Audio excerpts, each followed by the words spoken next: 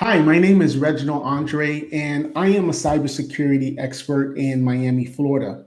My business, Arc Solvers, provides cybersecurity services to businesses of all sorts of sizes, anywhere from 20 to 100 employee based companies.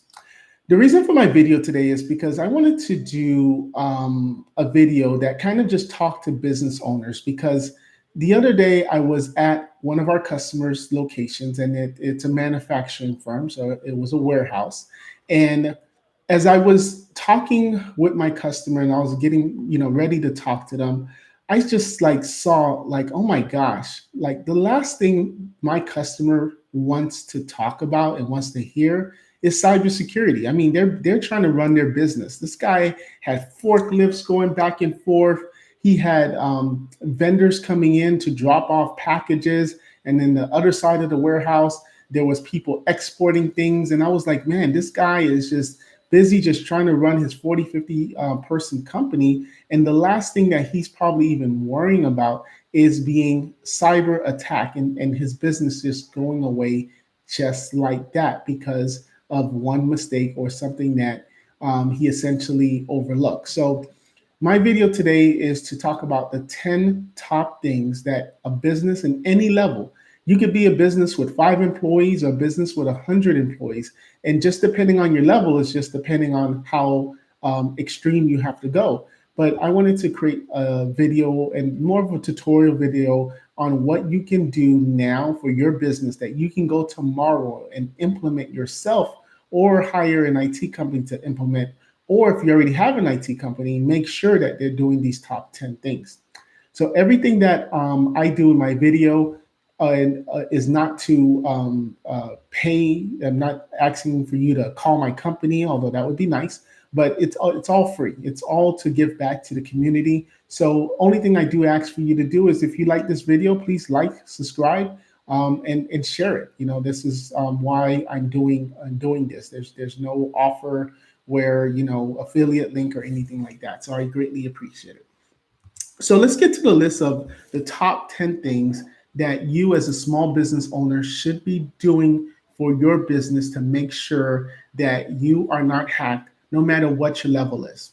The first thing is employee training and security principles. I can't stress this enough because I believe the statistic is like 8 out of 10 times there's a hack, it's because of a human error. It's because someone left their computer on and they didn't lock it.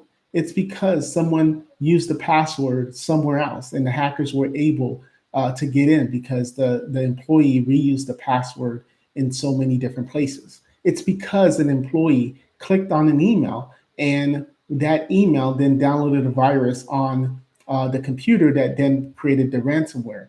Most of the time, these things happen. It's not because it was a Russia state or some type of big hacker group that devised a plan to get into your system.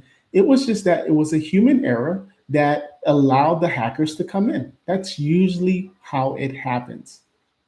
So the biggest thing that you can do as an employer is to train your employees. And there's so many different things on that. I'm going to just give a few bullet points. The first thing is what you could do is you could send phishing emails to your employees. And essentially what that means is it's going to send real emails, but fake. So basically the employees are going to think it's real, but it's really fake because you, the employer, are the ones sending it. And there's different services that can do that. The most famous one is called KnowBe4, KNOWBE and then number 4. And essentially it works with your email system where it puts emails inside your employee's mailbox and it tries to trick them. It tries to say, hey, Sarah, we want you to click on this email because we're changing payroll companies and we need you to go ahead and fill out the form.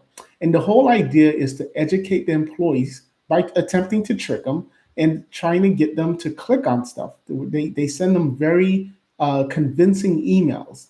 And the whole idea is that if you can train your employees to always look out for the links on emails, always look out for headers in the emails or display names in the emails, it just helps a lot from the employee one day making a real mistake.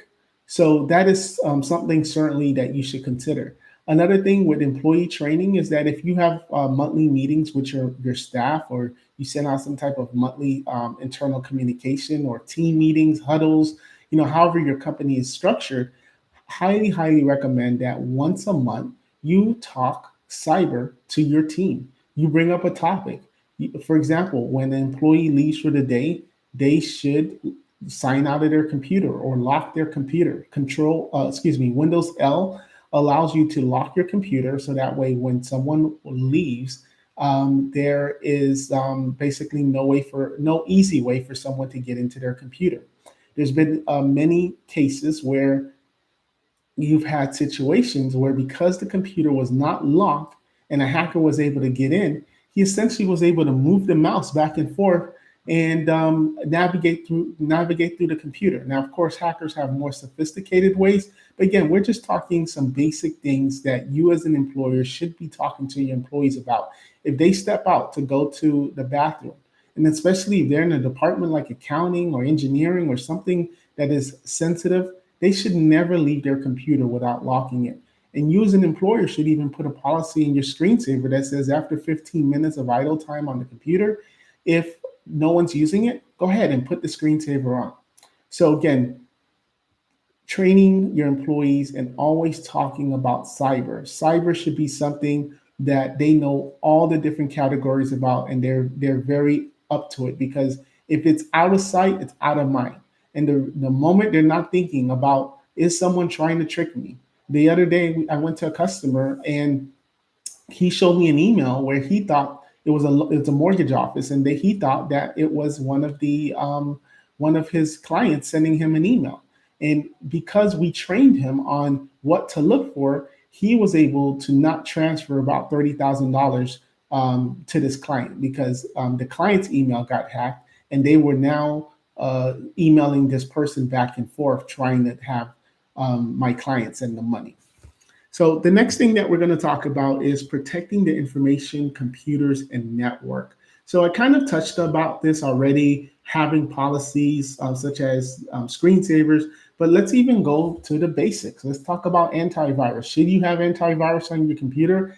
Absolutely. Now, is antivirus the something that if you have an antivirus, that's it, you don't have to worry about anything else? Absolutely not. Antivirus is just one layer of security. When you think of security, I want you to think of it as an onion. And just like how an onion has different layers and different layers and different layers, it's the same thing with cybersecurity. So just because you have antivirus, does that mean that you're clear and that now you're no one's going to hack you? Because just like the onion and giving the layers, if someone goes in through one layer, you need another layer to be able to protect them. Now let's talk about the network. You have your network, and within your network, you have policies such as bring your own device policy.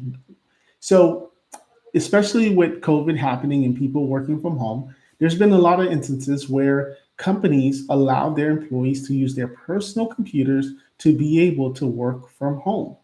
Well, now that we're about a year and 2-3 months since COVID has happened, you gotta be able to tighten the reins, and you have to stop that policy. Allowing employees to work from home with their personal device is a big no-no. If you're gonna allow them to work from home, to clarify, that's not a problem. But if you're gonna allow them to work from home, you have to be able to control the employees' computers. Again, going back to one of our clients' examples, is one day I went to a client or a potential client, and he had about 12 salespeople working from home with all the customers' data on the computers and their emails on the computers. Well, since you don't control the employees' computers, you don't know what they're doing at home. You don't know what they're doing after hours. You don't know what games their kids are putting on these computers. And if it's the wrong application, or if they click on the wrong thing, the hacker is going to get into that system, and they're going to see, oh wow, we have some employee data in this information in this mailbox. We have sensitive company information in this mailbox.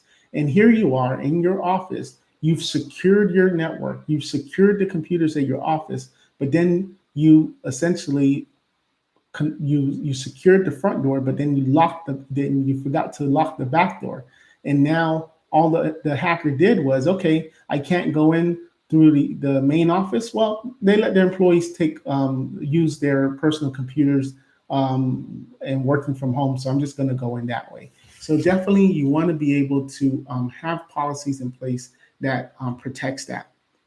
The next thing is the firewall security.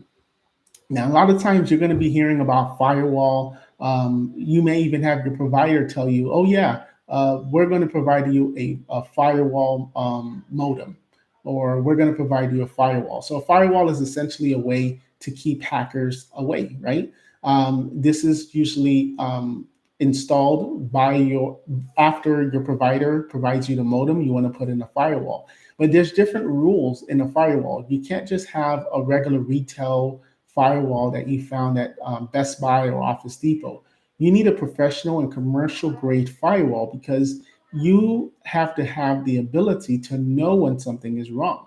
There has to be certain rules in the firewall that says if there's anything like an anomaly that is happening, who is it going to let know? Right now, the regular residential type of firewalls, which also are called routers, they are just what we call dummy firewalls. They don't give you information. They don't give you any history information. They don't give you any type of alerting. They don't do any type of segregation. If you have an office and you have guests come in and they need to access your network, you need the proper equipment that can segment that. So that way, when you do have a guest come into your office or come into your retail business or whatever the case is, you need to be sure that that guest has no access to the management and to the corporate information. The next thing we're going to talk about is create a mobile device plan. And that's actually very similar to the bring your own device. If you allow your employees to have emails on their phone, you should put in a mobile device plan that the employee signs and acknowledge. This is because, again, especially with the Android devices, there are a lot of settings. There's a lot of apps that allow what the person's phone. So, for example, you download TikTok. The TikTok in their user rights in their agreements allows that application to read across other applications. It allows them to go through the pictures. It allows them to go through the text messages. This is all for different marketing purposes. Some people say it's for spying purposes, but whatever the case is, you have to have you have to have a mobile device policy. And what the mobile device policy says, if you are going to have our corporate emails, our corporate share files on your mobile device, you are not allowed to have these certain applications, or you have to provide company cell phones. I know it's very expensive to have company cell phones. So another thing that you may want to consider is having a phone service that has like a VoIP that allows your employees to put an app on their personal phone so that they can then be able to make phone calls on there. So there's just a lot of different things that you have to consider when it comes to mobile device. I understand it's very expensive to issue 30 devices to your employees, especially if most of the time they work from home. But there's just ways that you can protect yourself, and you have to think about don't just let your employees just have a free reign. And if you're using SharePoint, if you're using Dropbox, if you're using Ignite, Box.com, if you're using any of those things and you just allow your employees to put something on their phone, well, what happens when they leave? What happens if you need to terminate them? How do you now remove that information from their phone? Do you have a policy in place that says if they leave any place the email is set up, you're allowed to remote wipe the phone or remote wipe the account? This is why you have to have those policies written in place. So that way the employee knows, okay, if I decide to set up my email on my personal phone, I know that my employer can wipe my phone, which also may wipe the pictures, that also may also wipe the data from their phone. So there's so much things that you have to put in place and speak with your legal counsel so that you can make sure that you're protected as well. Next thing we're going to talk about is a backup business and data and information. So let's talk about that. You've heard probably from the last 15 years that you should be backing up your data. And I'm not going to tell you anything new. Back up your data. But at the same time, you have to make sure that your data is being checked. I can't tell you so many phone calls that we have been called on because their old IT company said that a backup was being done. And guess what? When the going got going, there was no backup. All this time they were paying for a backup service, they were paying for redundancy, and the backup was not working. There was a file that was corrupted, and there was nothing to tell them that. So whenever you do have a backup, you have to check your backup.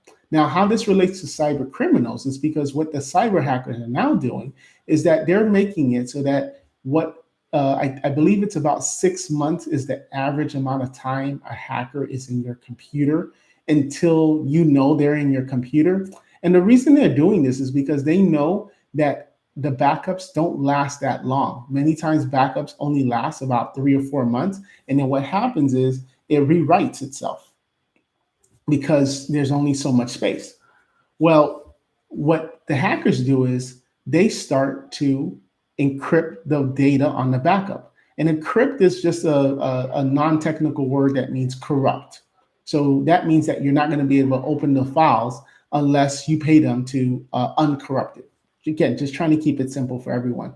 So what happens now is that the hackers stay in your system for 6 months. Now, not only are they watching everything that you're doing, they're also putting that bug to corrupt the external hard drive, to corrupt your online backup. So that way, when they do attack your system, and now you try to go after your backup is also corrupted too. So it's so very important to make sure that when you do the backup, there's something called ransomware detection. That way, if the backup detects that there's also ransomware on the files, it stops and alerts you, which is so important of why you should never buy consumer grade products for your business, because with the commercial grade products, they're alerting you and they're putting in a lot more security measures to make sure of these type of things. So that way, yeah, if your backup detects that there's a ransomware that's happening, it basically unplugs itself. The next thing that you're going to want to do is control physical access to computers.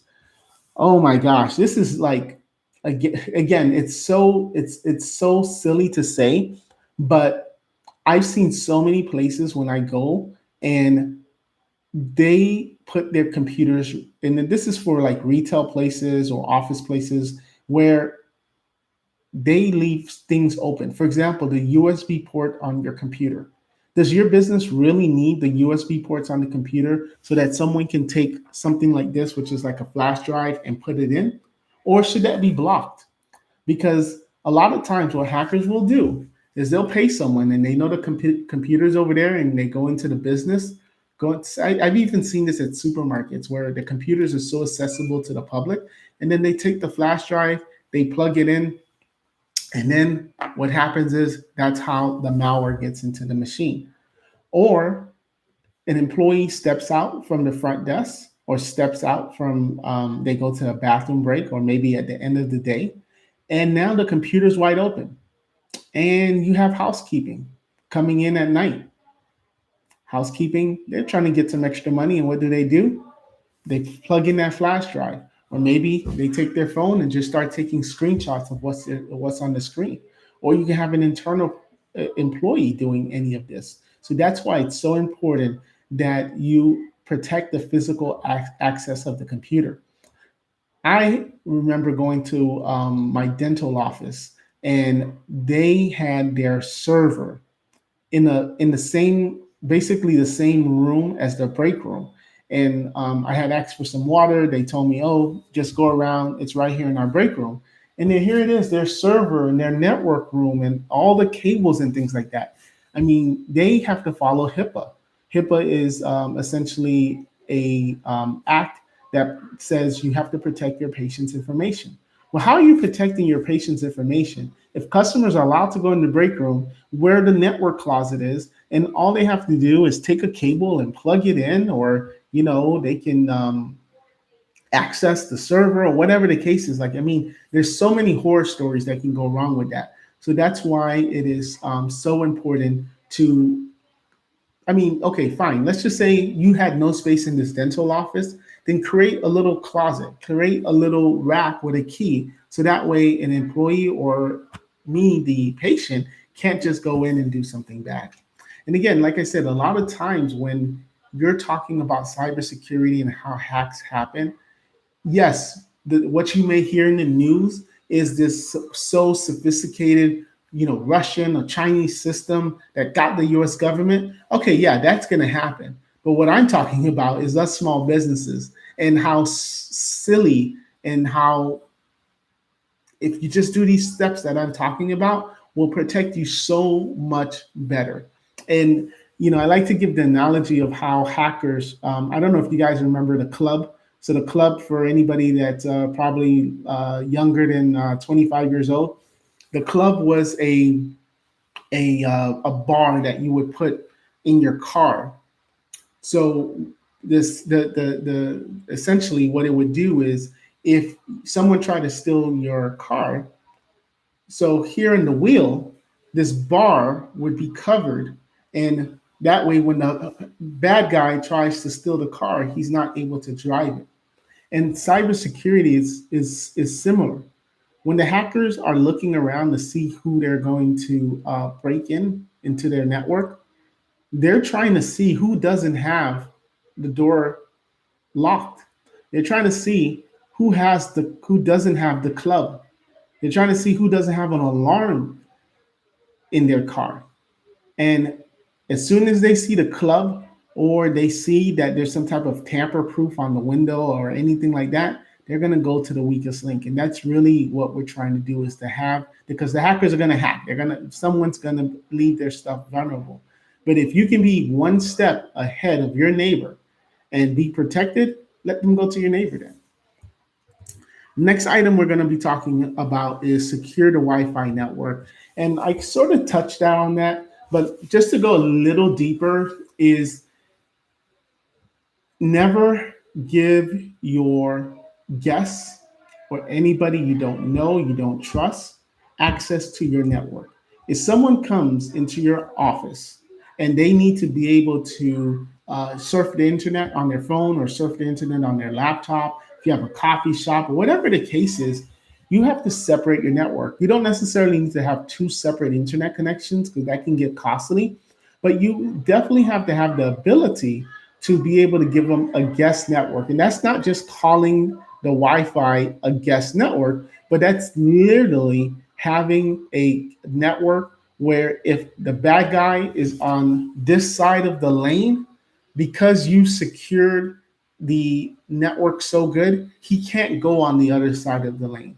And a lot of the business routers already come with that, where when you're setting up the routers, or the access point which is what gives the Wi-Fi, you can actually say this will be a guest network, and they will do it for you. So everything I've told you so far, you can do yourself. You can just do a little more research and find out programs that does it, find out services that does it.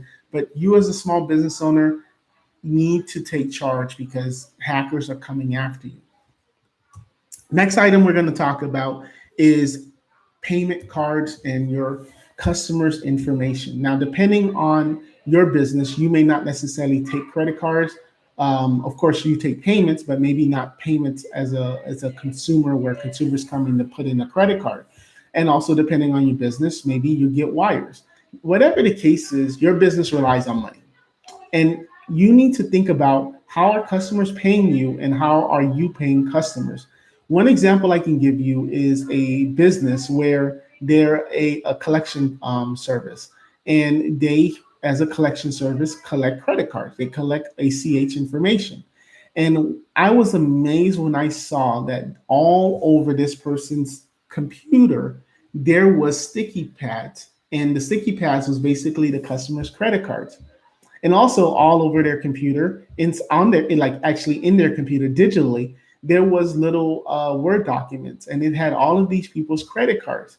And when I asked them, I said, okay, why do you have to, first of all, why do you still have these people's credit cards, and why do you capture the credit cards this way? First answer he gave me is, well, it's always been that way. And I was like, and I'm the type of person, I never want to hear that answer. It's always been that way. That is an excuse. But going back to the subject, that's my entrepreneur hat for a moment. And going back to the subject about the credit cards is because he says, well, every 2 weeks, I essentially call Bob. It's a collection agency, and I call Bob, and I get him to give me $50 here, $100 there, and it just makes it faster because when he answers the phone, he just tells me, "Yep, go ahead and charge $50." And when he doesn't answer the phone, I know he doesn't have the money to pay, and I try again a few days later. Well, to make it faster, he basically wrote down the credit card on the sticky pad that said Bob. Well, the problem with that is, again, going back to protecting your customers' information. What if you have a rogue employee, a janitor? What if your building gets broken into? And then going back to the hackers, if someone hacks that computer and they have a Word document with all of your customers' names, phone numbers, email addresses, credit cards, social security, health data, all of this information, it's going to be bad. It's going to be disastrous because there's different laws that you literally can get sued. Consumers can actually come after you, and there's also international laws that are even stronger than the U.S. laws. So if you deal internationally with Europe or something, you are also bound to those laws. So the next thing we're going to talk about is let's talk about the solution about credit cards. So if you do have a business where you are always capturing customers' credit cards, you should not be the one capturing the credit card. You should give that to a third-party company that can hold the credit cards, and your CRM system should integrate with that company and or whatever system you use. So that way, when Bob did say, "Okay, go ahead and charge me the $50," your agent should never be able to hold the cards. And in fact, Bob should be the one to put the credit card number from his computer to that secure system. So that way your network and your computers never even knows Bob's credit card number. At best, it could maybe have the last four digits, and if it's a MasterCard or Visa, maybe the expiration date or something like that. But your business should never hold customers' credit cards. And if it does, you are setting yourself up for a big risk. And that's the goal of cybersecurity, is that you want to be able to reduce that risk. You want to be able to mitigate that risk, because it's kind of like insurance, right? You have insurance with your car, you have insurance with your house. Just because you have insurance doesn't mean that you don't maintain your roof. Just because you have insurance doesn't mean that if you had a puddle in a little puddle in your business at the lobby, doesn't mean that someone doesn't go and clean up the water. But the insurance covers you where if something was mistaken, or maybe there's a hurricane and it happens and your roof doesn't sustain, that's when the insurance is supposed to help you. And it's the same thing with cybersecurity. I'll be the first one to tell you, I can provide you, or anybody can provide you, all of the services, all of the layers of cybersecurity, and you can still get hacked. However, again, going back to that burglar is going to be looking for the weakest target. So your job is to make sure that your business is not the weakest target. Because I've had customers tell me, well, Andre, if you're telling me that you can't 100, because in our contracts it says we can't 100% guarantee you from being hacked. Well, first of all, we can't guarantee anything, but that's the entrepreneur hat that I'm not going to talk about right now. But they say, if you can't guarantee it, what's the point of even going through this? Why don't I just take my chances? And again, it's just about what I call the risk sandwich. And how big do you want that risk sandwich to be? Do you want it to be a little 6 foot and maybe you get hacked, or do you want it to be a foot long and there's a very big probability that you get hacked?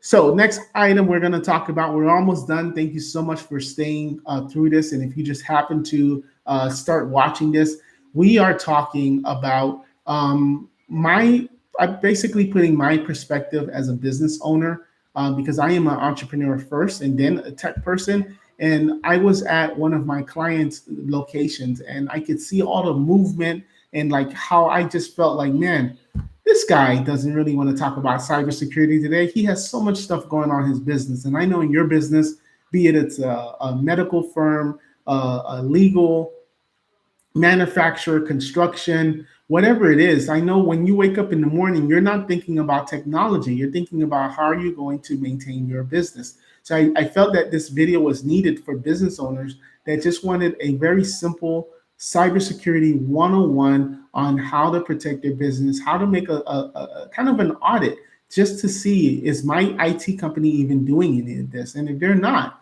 then you need to start looking for a company that specializes in cybersecurity. And one thing I also want to mention is the company that specializes in cybersecurity should not be different from the company that does your IT. You should find a company that does both, because I've actually seen it as well. I've seen a lot of things. I've been in business for a long time, hence the hair that's missing here. And I've seen it where you had a company that just fixed the computers when they need to be fixed, and another company that protected the company from cyber attacks. And just be careful with that and try to look for one company that can be unified, because it does exist. So the next thing on the list is limit employee access to data and information. So this one is also another interesting one, because what I would say about this is you should never provide employee access to something that they don't need. And that goes back to your file sharing. What does this employee have access to, and do they really need it? One of the methods that a lot of companies and even the government has is called the denying method.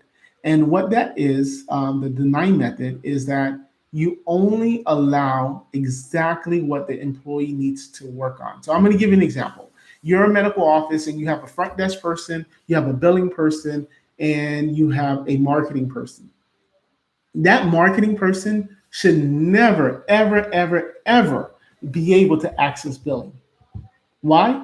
Well, why do they need to? They're marketing. What does marketing have to do with billing? Why does someone in marketing need to be able to see invoices, or to be able to see credit card numbers, or to be able to get any type of patient's information? So now let's go to front desk. Why should front desk have anything to do with marketing? They're not marketing. And even if marketing doesn't seem like, if someone got my marketing files, I don't care, and it's just going to be, graphics and things like that.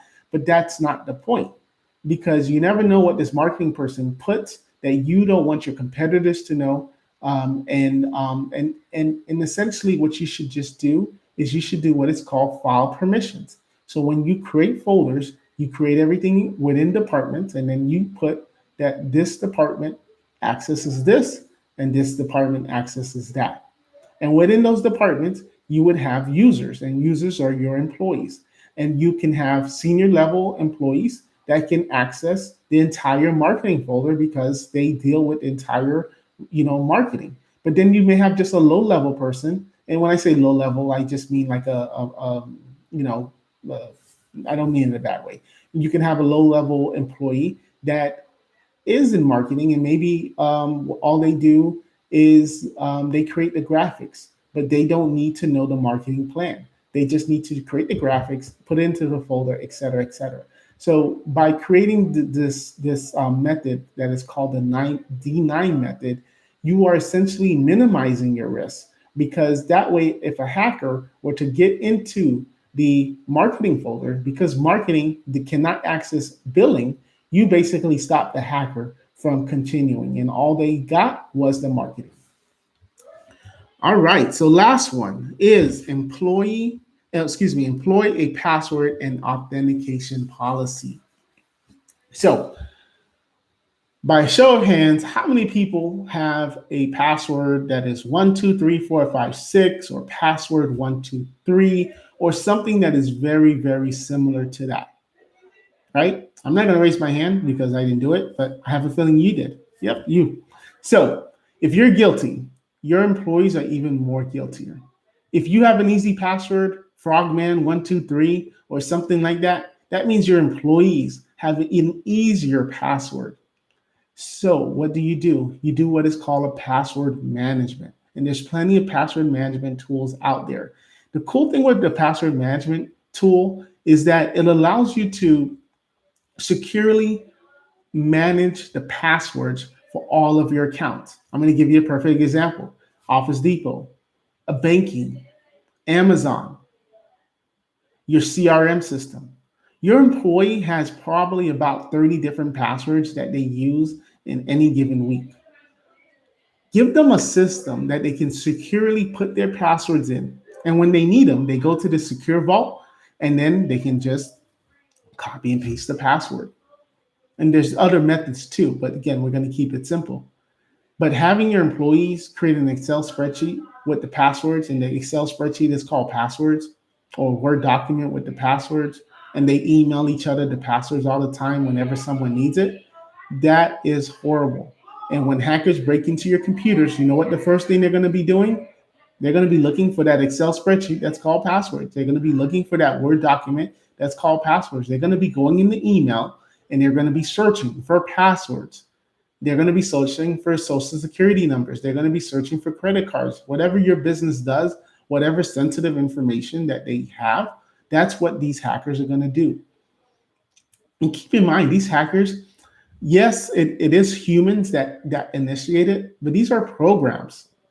So it's not like someone that is like literally moving the mouse. I mean, sometimes, yes, that does happen, but these hackers have programs.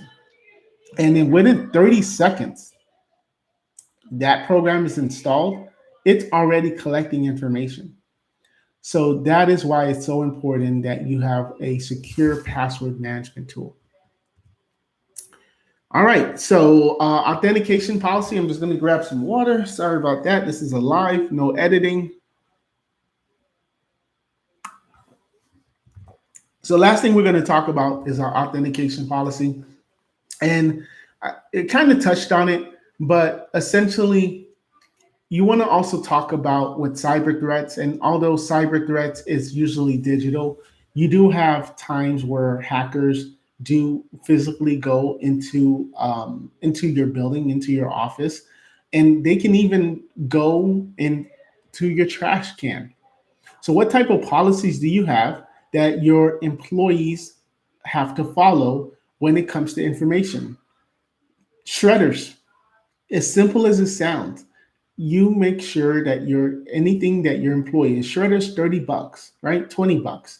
And every corner or department should have a shredder. And the policy should be that anything that is sensitive that you printed, payroll or whatever the case is, employee lists, phone numbers, email addresses, anything like that that may have sensitive information on it, you want to be able to have your employees have the ability to shred it. Next thing is your computers. When you're done with your computers, let's just say, for example, you want to retire a computer, never, never, never throw that computer to the garbage. There's something inside the computer called your hard drive that holds all your information, and you want to be able to securely get rid of that information before you let it go. So all of that kind of just deals with safety, because I have some customers where they think that hackers can only come in digitally. And like I mentioned, hackers come in all shapes and sizes. They come in physically, they come in digitally, and they're just trying any different way. So that is it. It's almost 40 minutes that I've talked. I hope that this was useful on the top 10 things that you as a small business owner should be doing so that your business is protected from cyber attacks. Thank you so much for watching. Again, this is all free information giving to the community. I want to kick these cyber guys' butts where they go look for new jobs, because they're saying, man, all our customers are secure. All our customers, all our prospects are secure, and there is nothing that we can do, and we have to go find a new career. So please go ahead and like and share my page and subscribe to our page, so that way YouTube can do its thing and Facebook can do its thing and more people can watch our videos. And I would really, really greatly appreciate that. Thank you.